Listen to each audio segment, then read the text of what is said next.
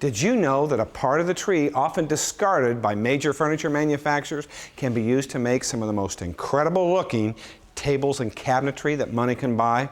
Well, today I'm at the Parallax Furniture Company in Benicia, California, and we're going to show you how they take tree bark and create some of the most awesome works of art for the home. I'm in the Environment Showroom with owner-designer Mark Cummings. Mark, this is some incredible looking furniture. Where did you ever come up with the idea to turn tree bark into finished furniture? Well, Steve, for years I was designing Japanese lanterns with beautiful handmade rice papers. And one day in my travels I discovered this material, which is mulberry and fig bark. And it's a material that goes all the way back to the Aztecs. I've always been intrigued with natural texture. And so we started developing this process where we applied it to our furniture and then we clear coated it with acrylics. And it became an absolutely, I think, sensational look as well as a very durable and practical finish. Well, these designs are great. What are your influences for the designs and where do you come up with your ideas? Well, you know, our designs are, I think, primarily from Bauhaus as well as Japanese theory. We believe in clean, crisp design that is an honest expression. We like furniture that has longevity, both in its quality as well as how one appreciates it through the years. A timeless design. Absolutely. Well, can you show us how you make this? I would love to. Well, Mark, it looks like we're making the skeleton to the base of some of your pieces. What types of materials do you prefer to use when making your furniture? Well, number one, I use materials that make sense for the product. Not for price point, but for quality. In this particular case, we're using MDF, and then it'll be skinned with medium density fiberboard. Exactly. And it's very shapeable because of the grooves that we put on the opposite side. And it's very, very rigid. And once it's put into its position and glued into shape, it will withstand a lot of wear and tear and hold its shape. So this over here is actually a finished version of what he is making there. That is correct. Now this feels pretty durable, pretty strong. Mm-hmm. It really gathers a lot of strength when you put all these pieces together. Exactly. But you know, unlike most manufacturers that are doing molds, we're building these from scratch. There's a lot of hand cutting and shaping to get these pieces.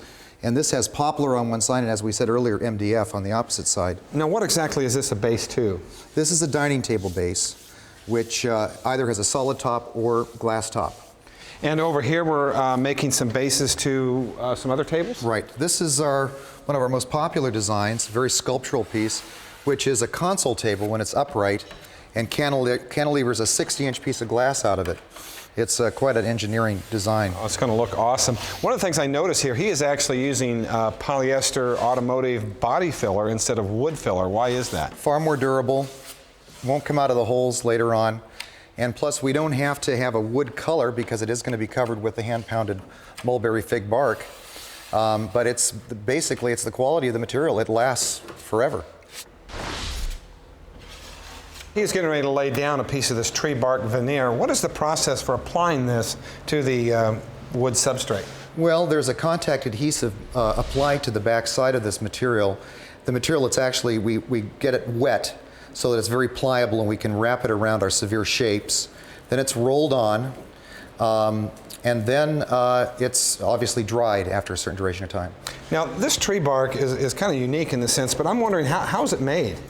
Well, it's hand pounded. It's actually stripped off of fig and mulberry and then hand pounded exactly the way the Aztecs originally performed this process. Shredded off the tree. Exactly. And then they, after they make it into a pulp form by adding a lot of moisture to the material, it's laid out in large sheets and sun dried. And then you can add different color stains to it, much like some of the ones you have here. How many different finishes do you offer? Well, we offer about 16 different colorways. Really? We also do custom color as well.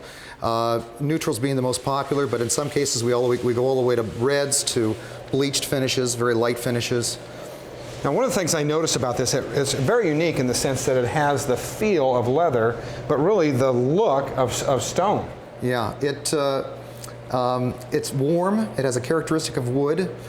We never intended it to look like stone or anything other than what it really is, which is hand-pounded wood bark. It's I think, a very livable surface. It's durable? Very durable, very durable.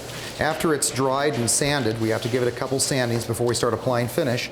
The finish literally impregnates into the surface because and this builds. is porous. It absorbs. Exactly. It absorbs into it. Unlike wood, finish would just be floating on top. This goes into the finish and then starts building. So it's less likely to chip and have problems associated with that. Absolutely. So the final process is they basically spray on several coats of the finish and then what, steel wool it out? And then at the very end we finalize it with a very fine steel wool. We buff it down and give it kind of a low sheen patina to it.